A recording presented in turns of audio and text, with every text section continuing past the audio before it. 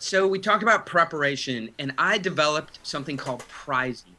Prizing.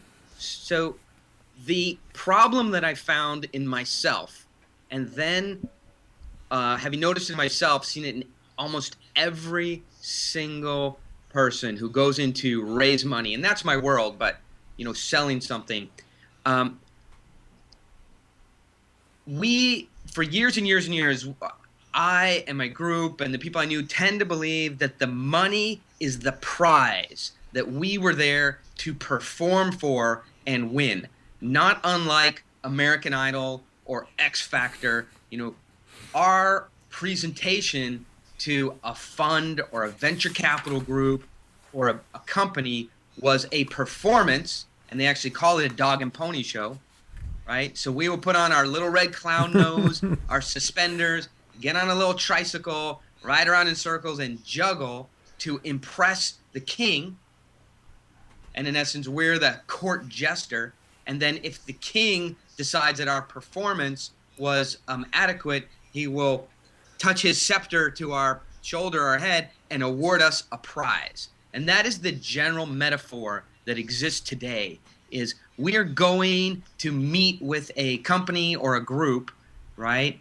We're going to do our dog and pony show with our squeaky little clown nose and our suspenders, and hopefully they'll be impressed and award us the prize of a contract or a deal or some capital, right?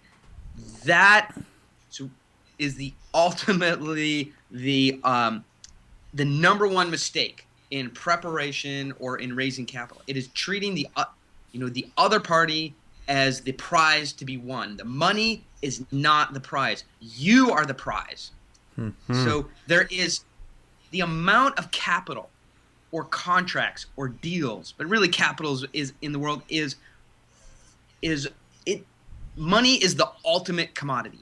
I mean, you can get it out of walk down the street and you can get it out of a ATM machine. There's bank branches. It is more of a commodity than rice or oil. It is the ultimate commodity. You can get it anywhere. If you're in California right now and you have a startup that has some technology elements, there's probably 100,000 places more. I'm friends with the Black Swan Venture Group, and they actually know these numbers. But there's definitely more than 100,000 sources for $1 million of capital. If you're in California with a tech startup, the money is an absolute commodity. You are the prize. All right. You have worked on, the deal. Deals are rare. You know how to communicate it. You have a value proposition. You solve a problem. You can improve the lives or the performance or the capital for the people you're pitching. You're providing value and yourself. I mean, so you have to go in. The preparation is I'm the prize. They have to win me. And if you can prepare, if you can get your inner game focused enough and organized enough, so you exude and walk that attitude. From the second you're in the door, you frame everything as you guys with the capital or the contract to award need to work to win my attention. You need to work to win my product. You need to work to win time with me. I'm not, okay, I'm going to let you guys interject, but the last thing is, so in addition to pitching for capital, I also sit on the intake committee on a hedge fund and a private equity group. And when companies come to pitch us for money, one thing I notice is they'll stay there forever. If we let them stay for 2 hours, they'll stay. 3 hours, they'll stay. Because they'll stay until they either get a yes or a no. And it communicates neediness. So when you control time, you signal that your time is valuable and you're the prize. So functionally, some of the first things that I'll say is, hey, I have about 40 minutes to spend with you, and then I have to run to another meeting.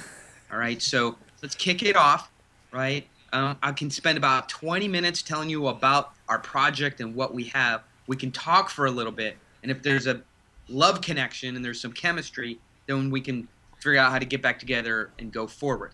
Now, You may blow through that time constraint, but communicating it shows I'm valuable, my time is valuable, there's some agenda here, and by the way, it's my agenda, not yours.